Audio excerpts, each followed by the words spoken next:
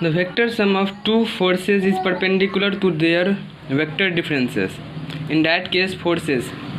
Question में कह रहा है कि दो वेक्टर का सम जो आएगा, यानी कि रिजल्टेंट वेक्टर, सम करने के बाद रिजल्टेंट वेक्टर आएगा, वो दोनों वेक्टर के डिफरेंस के परपेंडिकुलर होगा। यानी कि दो सिचुएशन है, एक बार सम निकालना है और एक बार डिफरेंस निकालना है, तो दोनों जो है वो परपेंडिकुलर है। तो कह रहा है कि जो दोनों वेक्टर है फोर्स, दोनों फोर्स जो है वो कैसे होंगे। तो पहला ऑप्शन है are equal to each other. तो ये ऑप्शन सबसे पहले नहीं होगा, क्योंकि ये ऐसा नहीं हो सकता। अगर आपको वेक्टर की थोड़ी भी नॉलेज है तो ये आप बता सकते हैं डायरेक्ट देख कर कि ये ऑप्शन नहीं होगा। ऑप्शन बी और सी है are equal to each other in magnitude, और सी है are equal to each other, are not equal to each other in magnitude. दो केस दिया हुआ है।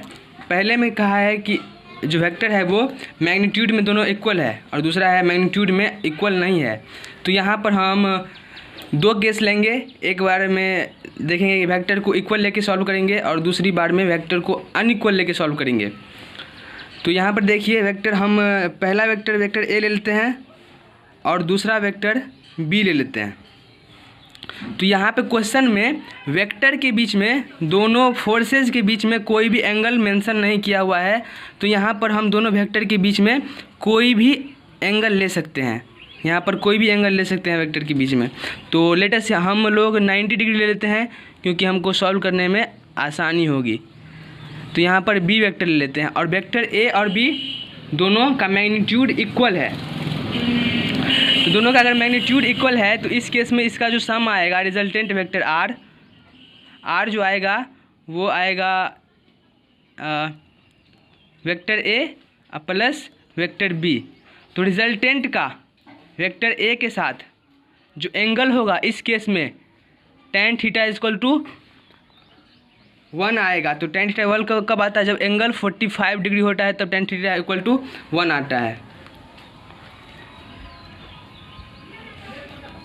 तो इस केस में ए का आएगा आंसर ऑप्शन। तो यहाँ पर आ जाएगा थीटा इक्वल टू 45 डिग्री। तो यहाँ पर इस केस में 45 डिग्री बन रहा है। तो ये सम वाला केस है। अब इसमें हम अगर डिफरेंस लेते हैं तो डिफरेंस में क्या होगा, वेक्टर बी उल्टा हो जाएगा, और इस केस में जो रिजल्टेंट आएगा वो कुछ इस तरह आएगा ए माइनस बी। और इस केस में वेक्टर ए के साथ इस रिजल्टेंट का एंगल निकाले तो इस केस में भी एंगल आएगा 45 degree, tan theta equal to 45 degree, क्योंकि मैग्नीट्यूड इक्वल है, मैग्नीट्यूड इक्वल है तो 45 डिग्री। तो यहाँ पर देखिए सम वाला वेक्टर और डिफरेंस वाला वेक्टर दोनों के बीच में एंगल हो रहा है 45 प्लस 45।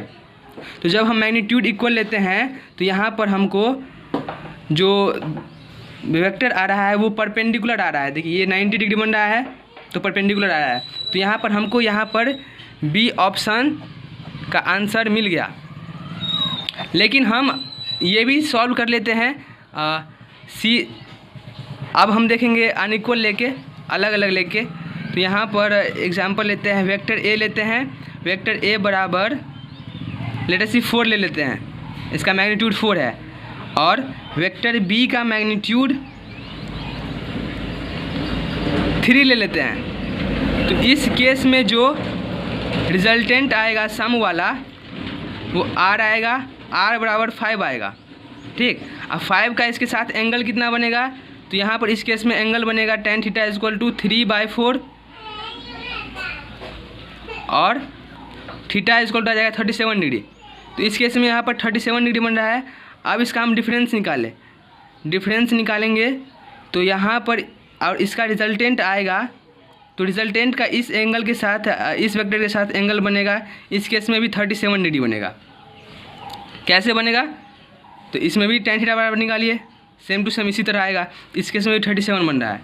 तो अब इस दोनों वेक्टर के बीच का एंगल देखिए कितना आ रहा है, 37 वाला 37 आ रहा है 74 डिग्री, 90 डिग्री से कम है, परपेंडिकुलर नहीं है। तो अगर हम वेक्टर का मैग्नीट्यूड इक्वल लेते हैं तो परपेंडिकुलर आ रहा है, लेकिन अगर वेक्टर का मैग्नीट्यूड अनइक्वल लेते हैं तो परपेंडिकुलर नहीं आ रहा है, तो ये ऑप्शन गलत हो जाएगा, बी सी नंबर। तो हमारा सही ऑप्शन है बी नंबर।